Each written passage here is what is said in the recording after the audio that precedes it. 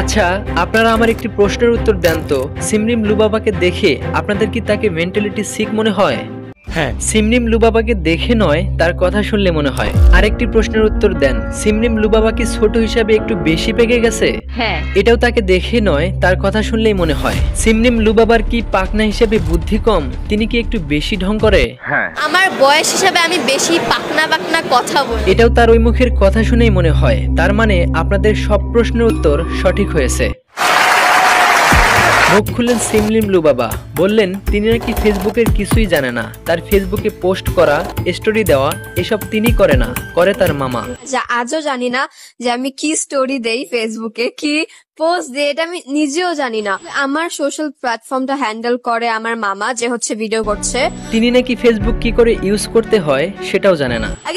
আমি even Facebook use করতে জানি না। ফালতু কথা একদম বলবে। যে মেয়েটা এই বয়সে এতটা পেকে গেছে, সে নাকি ফেসবুক কি সেটাই জানে না।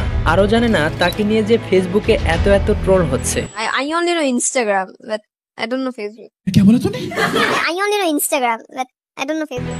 পাকনা মেয়ের কথা শুনছেন, তিনি ফেসবুক কি সেটা জানে না, তবে ইনস্টাগ্রাম জানে এবং বোঝে। যে গ্রামে ঢুকলে আপনার অজু করে বের হতে হবে। সিমরিম লুবাবাকে নিয়ে সোশ্যাল মিডিয়ায় অনেক কথা হচ্ছে তাদের উদ্দেশ্যে।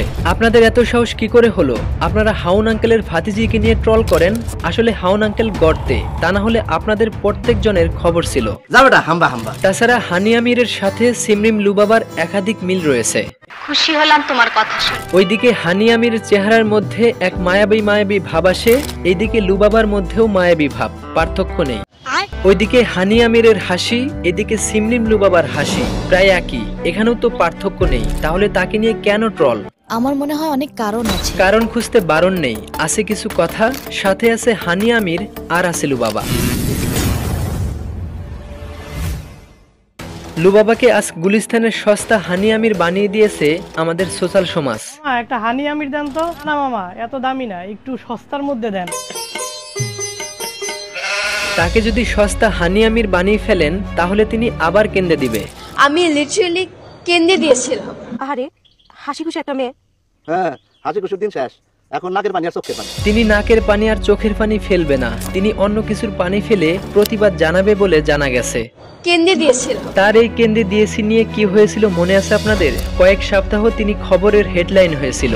শুধু তাই নয়, আরো কিছু কথা নিয়ে তিনি বেশ বিপাকে ছিলেন। বিপদ থেকে উদ্ধার হতে ডিবি কার্যালয়ে তিনি, সেখানে গিয়ে পড়েন আরেক বিপদে। হারুনকে বানিয়ে ফেলেন হাউন আঙ্কেল। হাউন আঙ্কেলের কাছে এসেছিল। হাউন আঙ্কেল মানে আমি যখনই বলেছিলাম পাগল উপাধি দেওয়া কতটা যৌক্তিক হবে সেটা নিয়েও ভাবতে হবে। তার আগে দেখে আসি আসল হানি আমিরকে।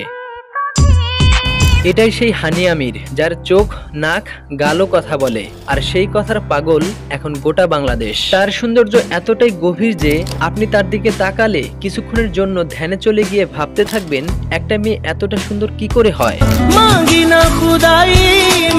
1971 সালে দেশ ভাগ হয়েছিল ঠিকই, কিন্তু এই সুন্দরী মেয়েদের ভাগ হয়নি। পাকিস্তান সব সুন্দরীদের একাই নিয়ে গেছে, আর বাংলাদেশের জন্য রেখে গেছে সিমরিম লুবাবার মতো কিছু সস্তা আমির। যে হাউন আঙ্কেলকে এবং যে ঠিকমতো কথা বলতে পারে না, সে নিজেই নিজেকে সুন্দরী পাকিস্তানি অভিনেত্রীর সাথে তুলনা করে। এতে তার যোগ্যতা থাকুক আর না থাকুক। তবে এখানে লুবাবাকে ছোট করা হচ্ছে না, তিনিও অনেক সুন্দর। তবে হানিয়ার সাথে নিজেকে তুলনা করলে ভুল হবে। হানিয়ার তো অনেক কিছু বড় বড়, লুবাবার বড় কি আছে? বয়সটাও তো অনেক কম। এই বয়সে সে যতটা পেকেছে, আরেকটু বড় হলে তো ঝুলে যাবে, মানে চামড়া।